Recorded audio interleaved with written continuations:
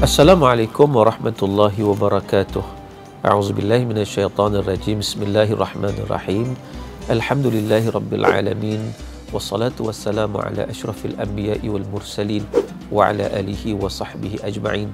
Rabbi syrah li sadri wa yassir li amri wahlul 'uqdatam min lisani yafqahu qawli, amma ba'd. Alhamdulillah, syukur kita kepada Allah Subhanahu wa taala kerana dengan limpah dan kurnia daripada Allah Ta'ala kita dapat bersama-sama berada dalam bulan yang penuh dengan keberkatan dan kemuliaan, iaitu bulan Ramadan Al-Mubarak. Dan saya ucapkan terima kasih kepada Jabatan Penerangan Negeri Pulau Pinang kerana menjemput saya untuk berkongsi dalam slot kerohanian Influencer at Japan Penang bersama-sama anda dalam topik menghidupkan amalan di bulan Ramadan. Tuan-tuan yang dirahmati Allah Ta'ala sekalian, syukur sangat kita hari itu bulan Syaban, kita mohon kepada Allah, Allahumma ballighna Ramadan. Ya Allah, sampaikanlah kami kepada bulan Ramadan. Sedar tak sedar, Allah bagi kelebihan itu kepada kita.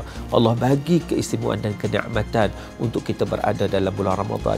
Jadi sama-samalah kita menghayati bulan Ramadan ini dengan sebaik mungkin. Yang pertama sekali, kita sambut Ramadan dengan ilmu. Itu sangat-sangat penting. Kita kena mengenal pasti supaya amalan Ramadan kita, amalan diterima oleh Allah Subhanahu wa taala. Di samping itu, kita memperbanyakkan doa. Sebagai contoh, biasanya kita nak buka puasa, kita baca doa, Allahumma laka sumtu wa bika amantu wa ala rizqika aftartu. Yang bermaksud, ya Allah, kepada Engkau sahaja aku berpuasa dan dengan Engkau aku beriman dan juga dengan rezeki Engkau aku berbuka. Kita nak tambah satu lagi doa sebagai nilai tambah berdasarkan kepada hadis yang sahih daripada Nabi SAW. Di samping doa yang kita baca tadi, kita baca satu lagi, dhahabal dhama' wa batallatil uruq wa thabatal ajr insya-Allah. Doa ni kadang-kadang orang dia tak alert sangat, dia tak baca. Sedangkan doa ini sahih daripada Nabi SAW. Saya ulang sekali lagi, dhahabal dhama' wa batallatil uruq wa thabatal ajr insya-Allah. Maksudnya telah hilanglah kehausan bila kita dapat minum air, alhamdulillah.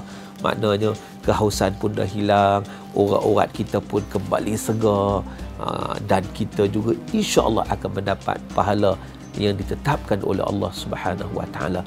Jadi bila mana kita bermula dengan doa itu, kita akan sentiasa menghayati Ramadan ini, sebab kita tahu Ramadan merupakan anugerah daripada Allah Subhanahu wa taala.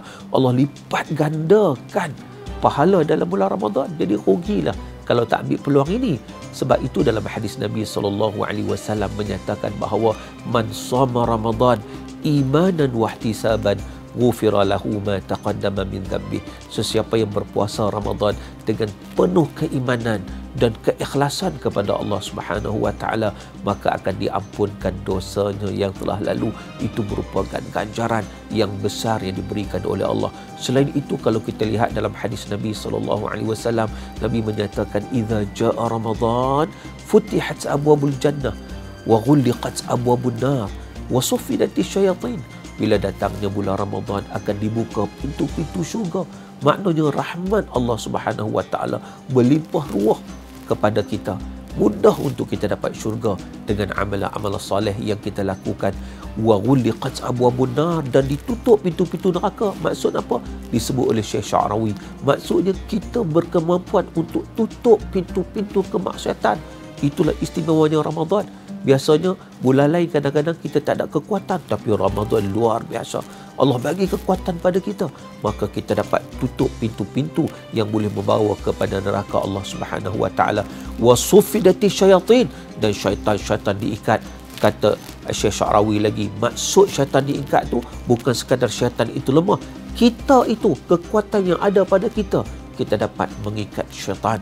Maka dengan sebab itu, kita pastikan amalan soleh yang kita lakukan pada bulan Ramadan itu menjadi satu kekuatan dalam menyuburkan keimanan kita kepada Allah Subhanahu wa taala, dan seterusnya kita dapat mencapai matlamat hakiki dalam bulan Ramadan, iaitu la'allakum tattaqun, iaitu memperoleh ketakwaan di sisi Allah Subhanahu wa taala, sebagaimana dirakamkan oleh Allah dalam surah Al-Baqarah ayat 183.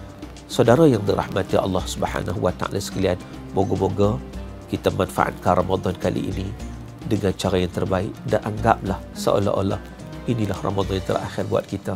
Jadi kita ambil peluang ini dengan sebaik mungkin.